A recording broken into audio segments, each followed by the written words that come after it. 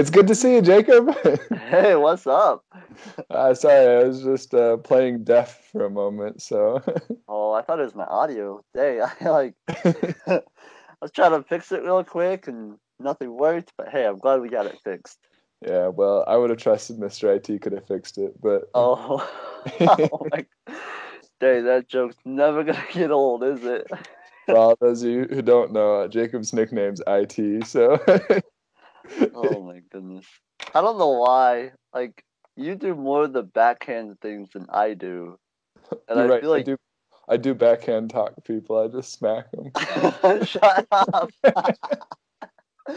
No, like you do more of the work behind the scenes on like the Oh, website, on Instagram, on YouTube, and I just kind of like give some ideas, but you're the one that like incorporates all of it. you mean like back end, not backhand. My bad. Yeah, back end. Sorry, I'm sorry. I'm not very good with English. It's like I can smack people around with my backhand. I mean, I haven't done it, but I can do it for you. I'm glad I got a wingman. A bodyguard, that's what it is, not a wingman. I mean, sure, you can be my wingman too if you want to. I function as wingman, bodyguard, and backhand slash my official title now. I'm just I That's right. Anything for you, IT. freak. How you been? I am doing great. How about you? That's good. Today's been not very exciting at all, but I mean, all in all, life is still good. It's just this weekend I've just been binge watching Netflix and eating lots of candy and not really doing anything else with my life. So Hey, that sounds like a dream come true for a lot of people. yeah, well, it's kind of accumulated to today to just being like, I'm done. But it's hard to get myself motivated to do much, which isn't good. So, but I'm Yeah. still alive, still kicking, still giving that backhand. Look at it. That's what I was gonna say. Still giving up that hand. Yeah, no, it's like I said, overall pretty good, Good. and Good to hear. definitely better than what our article was today. Like, no offense, but our article we chose today was not real exciting. Yeah, But I'm kind of sorry about this one. it's okay. I mean, it's not necessarily your fault, and I think it's still some important. There's still some important things to discuss today. But a heads up for anybody who's been reading our articles. The article we're discussing today, the official title is it? Especially the elderly. Yeah, depression in elderly, and it is just really boring. Like, not to harp on that too much, but it just talks a lot about the different ways that depression shows up in the elderly. And I think really the big key takeaway we can take from the whole thing is that depression is very prevalent in elderly people and can have a lot of different causes. But there's definitely better article, more interesting things to read out there on the subject, on the specific subject, than just this one, depression in the elderly. Right. Yeah, I agree with you. It is very boring. It's kind of a dull read, but it did have some pretty good facts within it. And so I think like the thing that I got out of it the most is depression will occur, and then depression will lead to like the cognitive decline, right? So a lot of people who suffer with depression in the older ages, 60 plus, I think is what it is, they start to have, Alzheimer's, they start to have dementia, they have they just start having different cognitive disabilities that arise because of depression. Um, and that depression can be caused from a number of different things. I think they talked a little bit about that. I don't remember where. Um, but they talked about it. Sometimes it's because of depression that they had as a younger age, and it's just taking its relapse. And other times it's just because life is getting tough for them. They're losing their ability to do certain things. They're getting sicker. They're at a higher risk of having these difficult problems with health and things like that. And so it's it's sad, um, but there's different ways that we, as the younger youth, can help out with that. And so, Yeah, definitely. I know that I'm pulling this information from something else or somewhere else. I learned this. It wasn't in this article, but I know we've maybe even talked about it. Depression is actually long-term depression is poisonous to the brain. It just releases. There's a lot of chemicals that get released in the brain, and the brain has its self-cleaning process.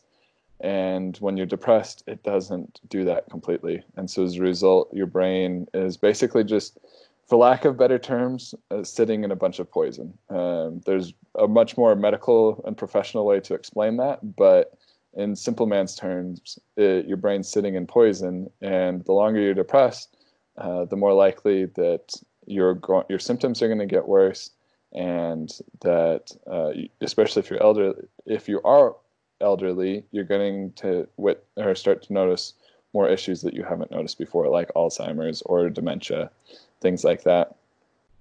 But I definitely think, though, like you said, as a younger generation, or even if it's you are reaching into those elderly years, there's things that you can do to help friends and family out that may be getting into that area of struggling with depression. And I know one of the biggest ones in my life's always been just spending time with older people. I've never been the closest with my grandparents for different reasons.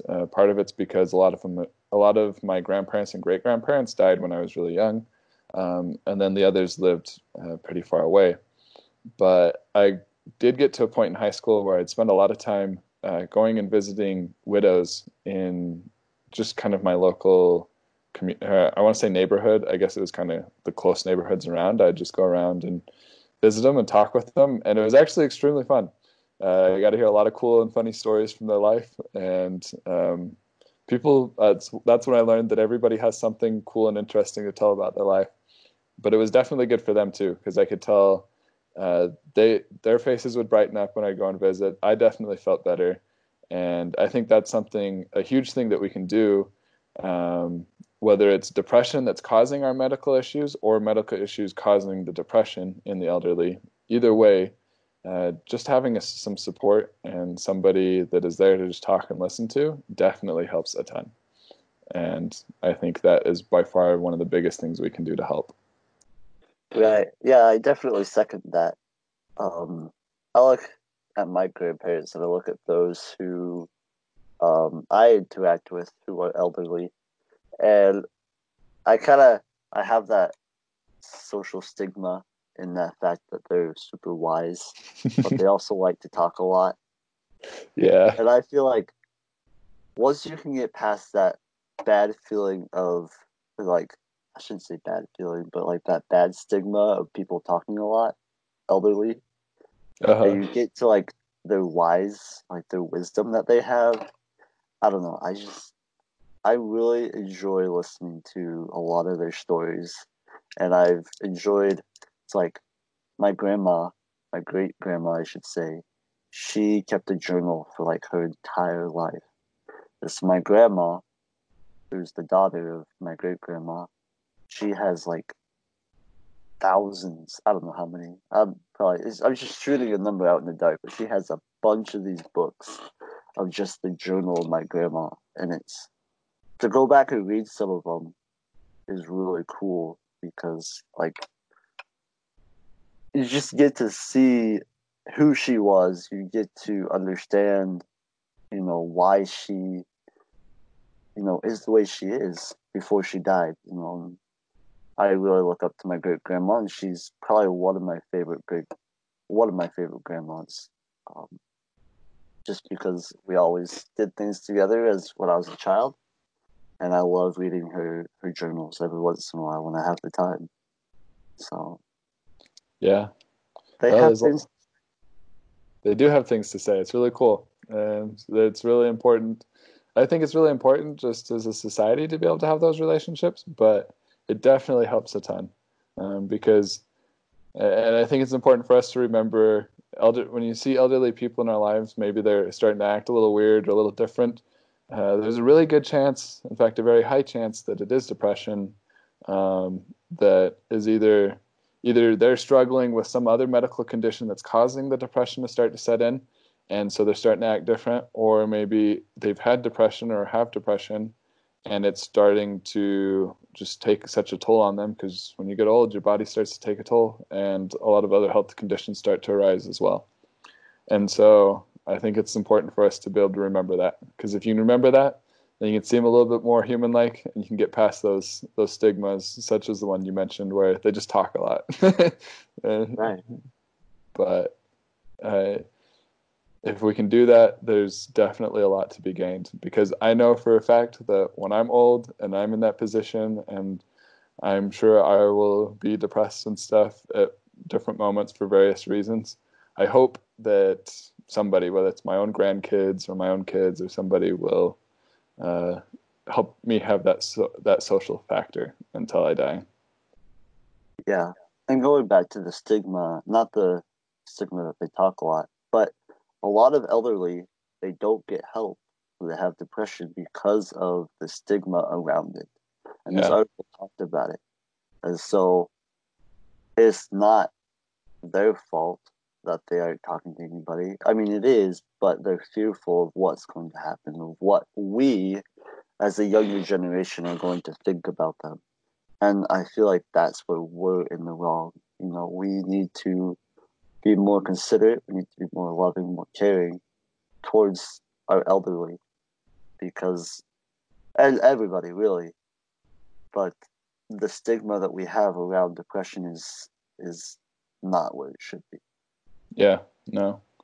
And like I just had this thought too. I know sometimes people think of old people as really grouchy, but I think more often than not, when you see an older person that is really grouchy, that's a huge symptom, or a very prominent and common symptom of depression, even in younger people, is grouchiness. And so I think that right there is a good sign. When you see an old person snap or be grumpy and angry, there's a good chance they're probably just really hurting inside, maybe missing a loved one, or missing the fact that they can't go out and do the work that they used to love to do, or whatever it is. And so just I guess the best thing that we can do is to just take a step back and try to evaluate the situation for what it is, and not for what it seems or what immediately comes to our mind all the time. Right. No, I agree. As if we can be able to just kind of sit back, take a more broader perspective of our life, it could definitely help a lot of these stigmas, a lot of these thoughts that we have around it.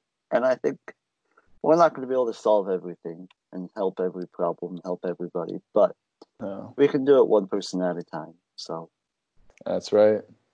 We can help make life around us be better, and that's, I think, good enough. yep. With that, Jacob, I don't really have a whole lot else to talk about the article specifically. I mean, I could talk about old people all day because they gave me lots of good stories, but but the article really didn't have too much more for me. Did you have anything else that you wanted to discuss? No, that's everything right there. Just help them out. We gotta help each other out. Yeah, definitely. Hopefully, those of you listening will take some courage and reach out to somebody that's in that position, whether it's your grandma, your grandpa, maybe it's the old lady that lives next to you, and try to show some kindness and that you care, because I'm sure they could use it. And old ladies that live next door, they're great people. I can testify to that. Make some good cookies too. Oh, yes, they do. Or in my little brother's case, he always gets sandwiches from the old ladies that him and my dad go visit. So, Dude, my favorite is peanut butter balls, but oh, that's a different topic. that's right. I told you we could talk about old people all day, but it's good talking with you, Jacob. Yep, good talking to you. And I guess we'll talk about more depression next time. Have a great week. See ya. Bye.